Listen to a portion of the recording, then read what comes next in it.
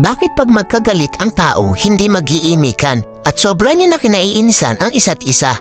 Hanggang sa hindi niya na namamalayan ang tagal niyo na palang hindi nagpapansinan. Bakit nga ba? Dahil ba sa sama ng loob o maling nagawa o dahil sa mataas na pride? Sa sobrang taas ng pride, nagpapakiramdaman kayo kung sino ang unang hihingi ng tawad. Paano kung pareho kayong ma-pride? E di habang buhay na kayong walang pansinan at mag-iinisan, di ba? Alam niyo ba ang kasabihang, it's better to lose your pride because of your love than to lose your love because of your pride?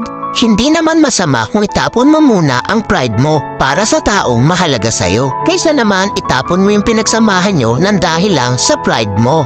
Wala namang masama o mawawala kung ikaw ang unang lalapit o iimik. Ika nga ang nagmamataas ang siyang ibinababa at ang nagpapakumbaba ang siyang itinataas. Kaya huwag ugaliin na magkimkim ng galit dahil ang galit ay basura lang sa ating puso at isipan.